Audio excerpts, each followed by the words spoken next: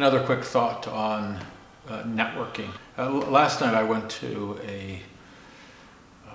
an event that was hosted by one of the leading kind of graduate schools in the country.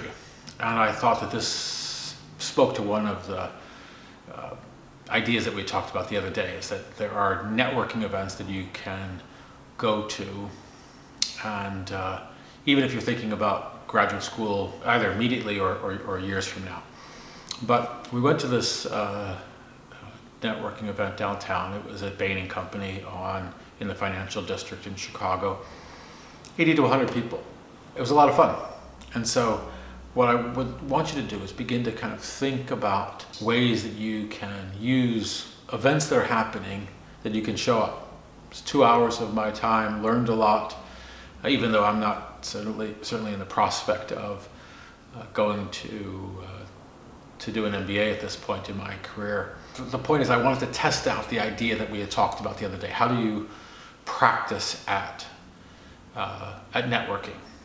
And I was clearly the oldest person in the room yesterday. But what I also wanted to share with you today was, at the event, a student asked the admission rep what's the biggest mistake that people make in their application to business school.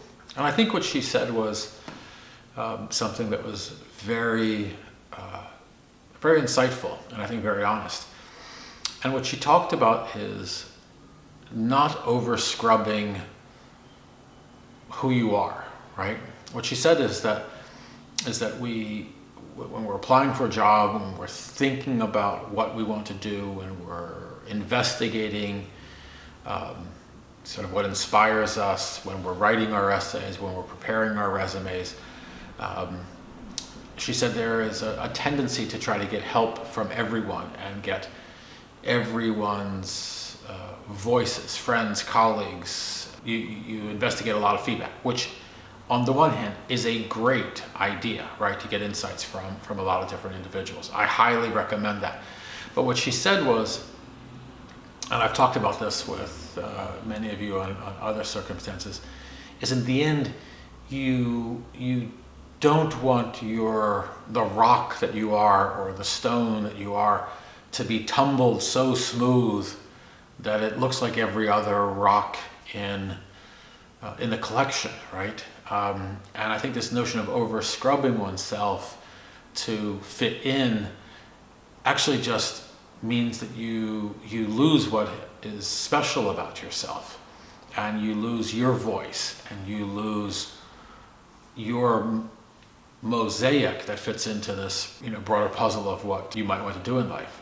And I think the bigger problem is that when we over scrub ourselves, when we don't own everything that we are what is good and not so good or bad, or the mistakes or the errors that we've made, one, we can't move forward because we've not been honest with ourselves.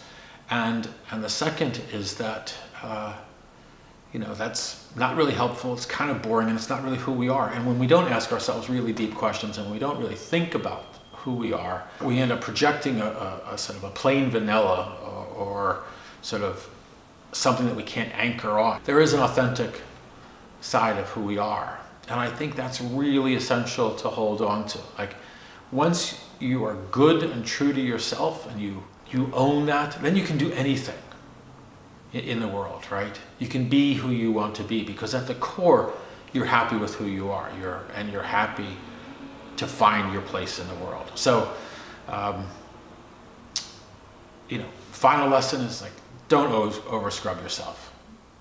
Get input, but in the end, hold on to what you know is true and resonates with your core being. To the earlier part, practice, get out, experiment, put yourself in new and sometimes uncomfortable situations, and have fun with that.